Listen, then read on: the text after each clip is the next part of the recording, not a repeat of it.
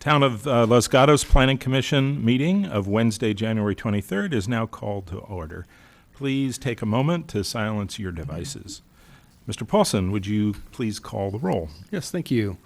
Commissioner Badami? Here. Commissioner Birch? Here. Commissioner O'Donnell? Here. Commissioner Tavana? Here. Commissioner Janoff? Here. Vice Chair Hansen? Here. And Chair Hudis. Here. I would like to ask everyone to stand and join Vice Chair Hansen in the Pledge of Allegiance. Please join me. I pledge allegiance to the flag of the United States of America and to the republic for which it stands, one nation, under God, indivisible, with liberty and justice for all.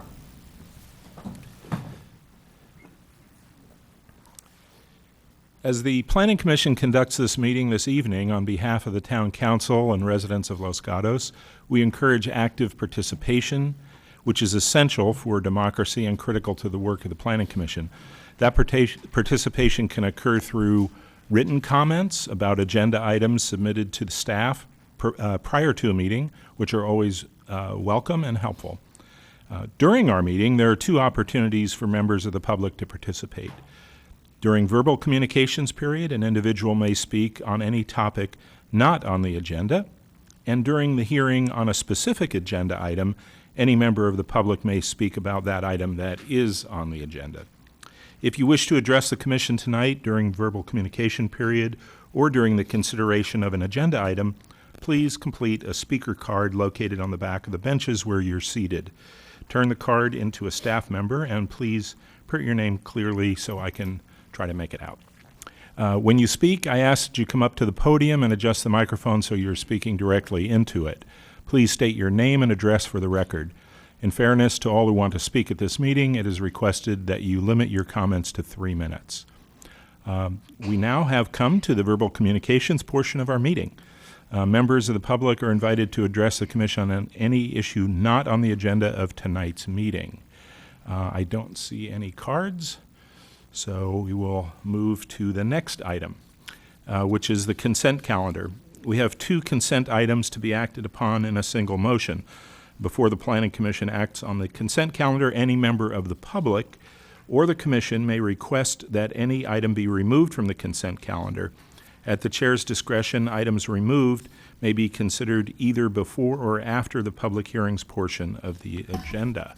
So the 2 items are approval of the minutes, January 9, 2019, and the second item is 11 Peralta Avenue, minor residential development application, MR 18008, requesting approval for construction of an addition to an existing second story of a pre-1941 single-family residence on property zoned R18, APN 510-42073, property owner Wendy Van Kandasamy and applicant Tony Jeans, project planner Aaron Walters. This item was continued from December 12, 2018. And in the staff report, based on the information submitted by the appellant and applicant, staff requests that the meeting be continued to a date certain, February 13, 2019. So does anyone wish to pull any items on the calendar? Do we have a motion? Commissioner O'Donnell. So moved on both. Okay. We have a second. Commissioner Badami. Second. Okay. I will now call the question. In favor? Opposed? Motion passes unanimously. So we move on to the new public hearings, and this is item number 3, which is 115 Los Patios. Architecture and Site Application S18054, requesting approval for construction of an addition to a single-family residence to exceed the floor area ratio standards on property zone PD APN 407-24014, property owner Bainline Glenn Bainline and Susan P. Trustee. I hope I didn't mangle the name. The applicant is DeMattei Construction, and the project planner is Sean Mullen. First, may I have a show of hands from the commissioners who visited the property under consideration? Okay, seems everyone has. Are there any disclosures? Okay, Mr. Mullen, I understand you'll be giving the staff report this evening. Thank you. Before you tonight is a request for construction of an addition to a single-family residence to exceed the allowed floor area on property zoned PD. The subject site is located at 115 Los Patios and is approximately 9,745 square feet. A proposal to enclose an existing first-floor covered patio and exceed the maximum floor area by 89 square feet was approved by the Planning Commission in 2000 and constructed in 2001.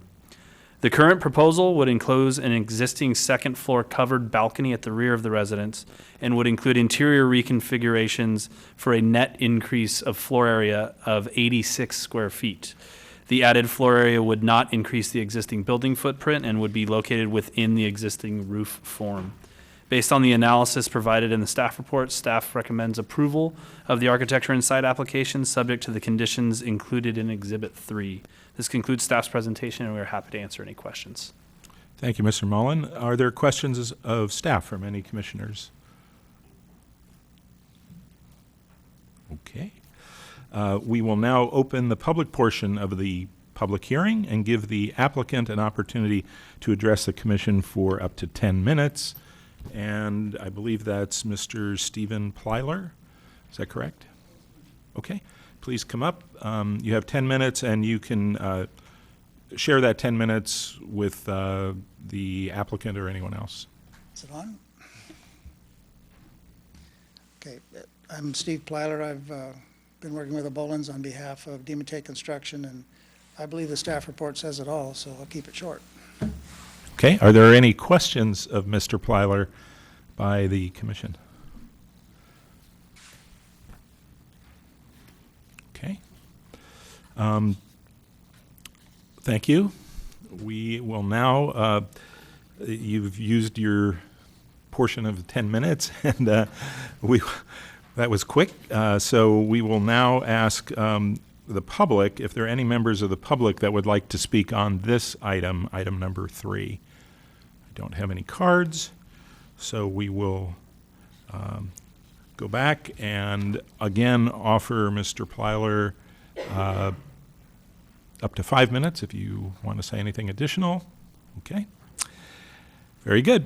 So we will now close the public portion of the public hearing and ask if the commissioners have questions of staff, wish to comment on the application, or introduce an motion for consideration by the commission. Commissioner Badami. I don't have any issues with this addition. It's modest. It's located in the roof form and within the columns of the existing footprint. We have nobody complaining about any mass and scale or any privacy issues. So I would be ready to make a motion to approve unless any other commissioner would like to discuss. All right, I will move on to my motion. I move to approve architecture and site application S-18-054, requesting approval to construct an additional square footage exceeding the FAR on a single-family residence. I can make the required findings for CEQA. I can make the required compliance with the residential design guidelines.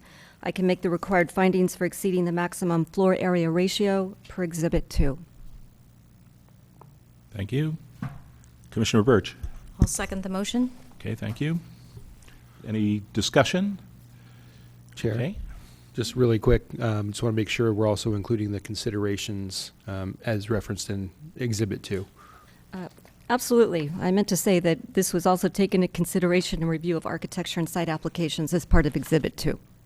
Okay, thank you. Seconder? Okay, thank you. I think we're ready to call the question. In favor? Aye. Okay, passes unanimously. Are there appeal rights on this, Mr. Paulson? Yes, there are. Thank you. Anyone who's not satisfied with the decision of the Planning Commission can appeal the decision to the Town Council. Forms are available in the clerk's office. There's a fee for filing the appeal, and the appeal must be filed within 10 days. Okay, and thank you to the applicant for providing very complete information, so we were able to consider that easily. Thank you very much. Good luck with your project. We will now move on to item number 4. Item number 4 is a Town Code Amendment, Shared Parking, Town Code Amendment Application A18002. And this is to consider amendments to Chapter 29 of the zoning regulations of the town code regarding shared parking. The location is town-wide, and the owner is Town of Los Gatos. The project planners are Aaron Walters and Azar Khan. I understand, Mr. Khan, you'll be making the report tonight, which is, I believe, also the period of presentation on behalf of the applicant. That is correct. Good evening, Commissioners. Before you tonight is a consideration of amendments to Chapter 29 of the Town Code regarding shared parking. In February of last year, the Town Council Policy Committee considered initiatives to streamline application process for town businesses. One of the topics discussed was shared parking. Under the current ordinance, a conditional use permit is required for businesses interested in sharing parking spaces. The intent of the proposed amendments is to streamline the review process by no longer requiring a CUP and to make it affordable for businesses interested in shared parking. The amendments would include replace the term alternating uses with shared parking, allow community development director to approve shared parking through an administrative parking permit, also reviewed at staff level. And lastly, remove the conditional use permit requirement for alternating uses from the table of conditional uses. Staff has met with Chamber of Commerce to review the proposed amendments and has not received any further public comments. Staff recommends the Planning Commission review the proposed amendments and forward the recommendation to Town Council for approval. This concludes staff's presentation, and we're happy to answer any questions. Thank you, Mr. Khan. Are there questions from, yes, Vice Chair Hansen? I really just had one question for information purposes. If you could give an example of a current business with a CUP that's using shared parking. I'm certain this is beneficial to them, but it would be just helpful to understand, how it's being used today with CUPs. Sure. So the town currently has about 12 conditional use permits that have been processed previously for alternating uses. So a few examples are Cucina Bambini, located at 22 South Santa Cruz, and another one, 630 University Avenue. Specifically for 630 University Avenue, shared parking was between an automotive use and a dance studio, where between the hours of when the automotive use is closed at 5 p.m., the dance studio is able to utilize the parking spaces when that business is closed. Okay, that's helpful. Thank you. Other questions? I had a question. So my understanding is we're shifting from a CUP, which costs $7,100, to a permit, which costs $1,000, and is approved at the Director of Community Development level, correct? Yes, that's the intent, to go from the CUP process to a more administrative level review. Okay. So the question I had is a CUP is sort of something that stays. So it happens once, the fee is paid for that, and then subsequent business owners or people who have an interest in that parking space don't have to reapply. So the CUP process would be separate. This is detaching from a CUP process to go for a more administrative level review. And Correct. just additionally, if businesses do change, obviously we review all the business licenses. We would have to evaluate if there were similar conditions from an hours of operation perspective to determine whether or not the parking permit would move on to the next owners or whether it would have to be modified. Okay, so it's not automatic that the next owner has to reapply for a permit. That's correct. Correct. Okay. It does not run with the land like a CUP does. It's actually an agreement, a shared parking agreement that'll be executed by the community development agreement and the business. But once that business goes out, it certainly can be assigned if it's, like you said, the same circumstances, and of course he's going to grant it again. But if it's not the same circumstances, then it would end. Right. I just wanted to make sure when we went to streamline, we weren't creating a repeated process, so that makes sense.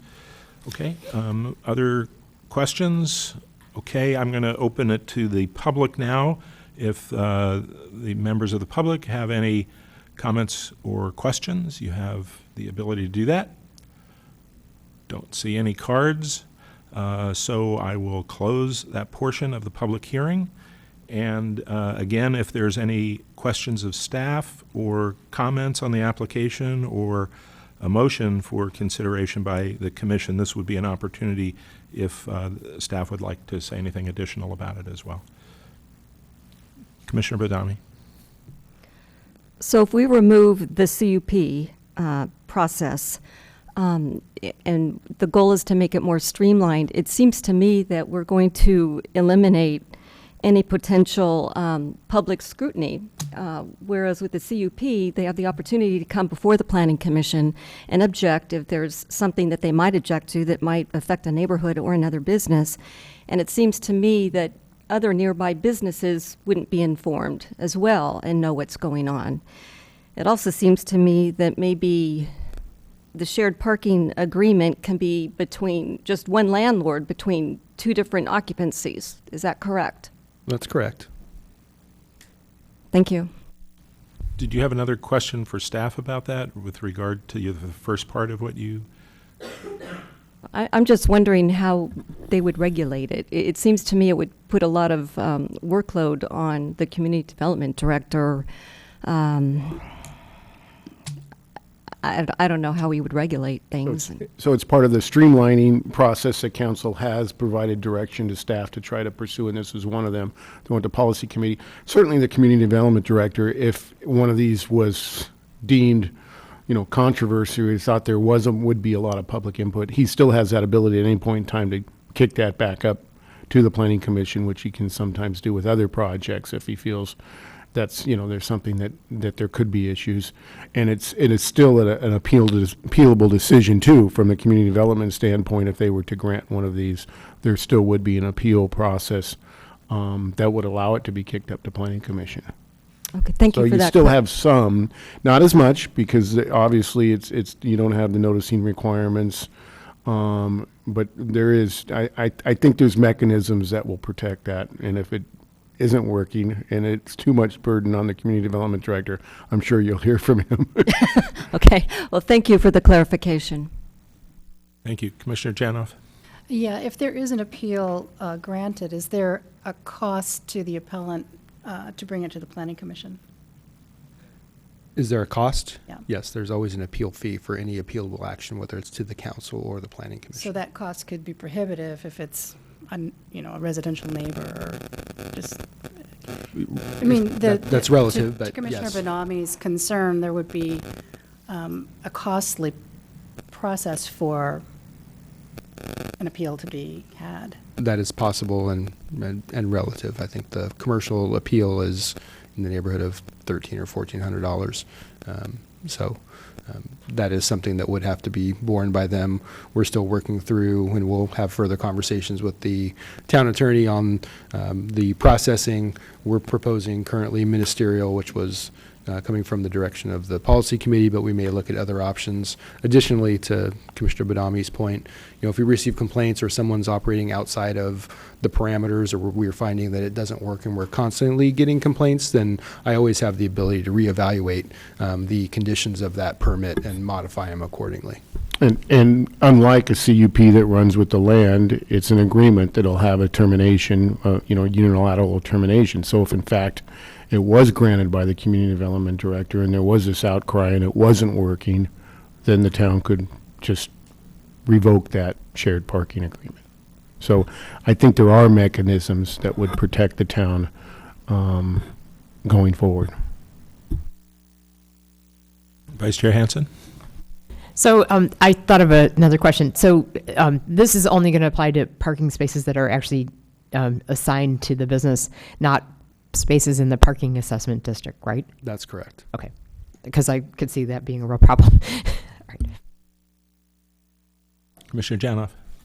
Yeah, just to follow on, as part of the process of presenting the changes to the community, will there also be communication regarding what the appeal process might look like that might be an intermediate step before it becomes formal to the Planning Commission? We'll definitely evaluate that, and then we'll also bring that question up to council as this moves forward in the process. Okay, any further questions or comments, or would someone like to introduce a motion? Commissioner Badami. I just have one other question regarding the regulation. And how do you regulate what vehicles are approved to park from one business to another, that they're really coming in from the business that has the shared parking agreement? I mean, how would one regulate that? Is that just a business owner, maybe? It'd be a business owner or property owner if they notice someone parking in an area where they shouldn't be, and they question that, then they would have the ability to handle that, and they could bring it up to staff. But we won't be policing that and checking, where this person's going, like we do with some current businesses in town. A couple of the banks have actual guards that try to limit folks who are not frequenting those businesses from parking in their lots. Thank you. Commissioner O'Donnell? If everybody is through with their questions, I think I'll make a motion.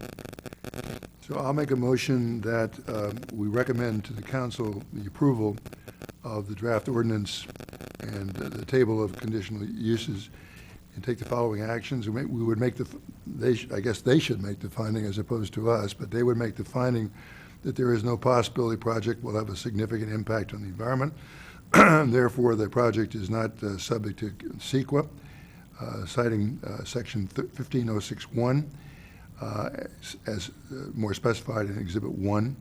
That they should make the required finding that the amendments to the town code, the zoning regulations regarding shared parking, are consistent with the general plan. See also Exhibit 1, and forward this recommendation to the town council for approval of the proposed amendments to Chapter 29 of the town code regarding shared parking. Thank you. Commissioner Janoff? Second. Okay, thank you. Any further discussion? Okay, I'll call the question. In favor? Okay, passes unanimously. I believe there's no appeal rights because this is a recommendation, correct? That's correct. Okay. So that brings us to item 5, report from Director of Community Development. Mr. Paulson, do you have a report for us? Thank you. Briefly, we have a number of openings on some existing commissions and committees that are currently out for publication, and then we also have some openings for a new body, the Tax Oversight Committee. Is it committee or board? I can't remember. There's information on the town's website in the clerk department page that has information. Currently, the deadline for submittal is February, I believe, 8th, and then the interviews are tentatively scheduled for February 19th. So if anyone knows anyone who might be interested in those bodies, then I would just encourage you to encourage them to apply. Okay, thank you. So in addition to service on the Planning Commission, members serve on several town committees. In fact, we recently updated our committee assignments in 2019. Commissioners Janoff, Birch, and Vice Chair Hansen will serve on the General Plan Committee. Commissioners Badami, O'Donnell, and I will serve on the Conceptual Development Advisory Committee, and Commissioner O'Donnell and I will serve on the Historic Preservation Committee. Are there any reports tonight? Commissioner O'Donnell. I'm going to defer to you since I didn't bring a copy of what we did this afternoon, but Commissioner Hughes and I participated in the Historical Preservation Committee, and we did consider a couple matters. If they're being passed to me, helps my memory greatly. Actually, we had a fairly good meeting, as we usually do. We're blessed by people who really know what we're considering. I've learned a lot from them. Okay.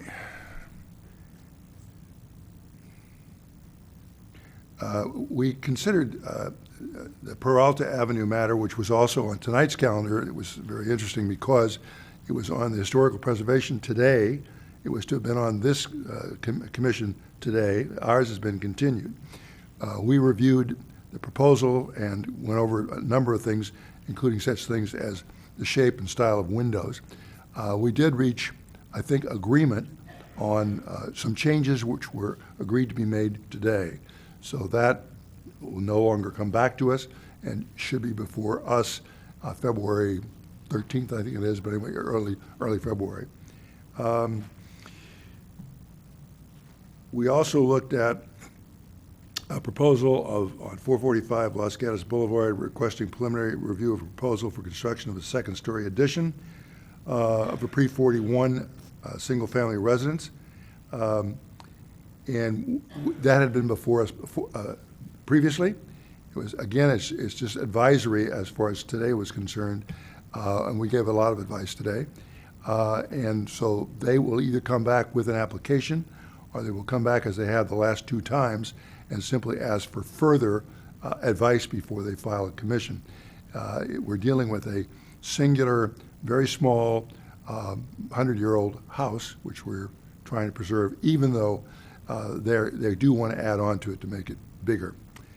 Then we also looked at a property on 15945 Camino del Cerro, which again is a lovely home, one you normally wouldn't see going by. But we all went and looked at it. It is, again, a very old home. It was located in the middle of a very large orchard when it was originally built. As I say, it's been there a long time. It's been beautifully preserved. It's gone through the earthquake. It's gone through a lot of work on that, but it looks first rate. So all that was before us today was to keep it that way. There were certain things that need to be repaired. They were going to be repaired in kind, so there was no change on it, and that was approved unanimously. So those are the matters we consider today. Okay, thank you, Commissioner. Are there any other items that a commissioner wishes to discuss? Okay. Chair, through the chair, I would Yes. just also offer, we also had a CDAC meeting where one item was discussed. It was a potential subdivision of a hillside home or hillside lot on Sermont. Okay.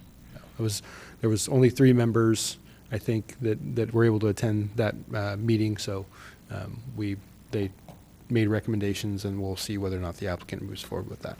Okay, great. Thank you. Well, thank you all for participating in this short meeting. On behalf of the commission, this meeting is adjourned.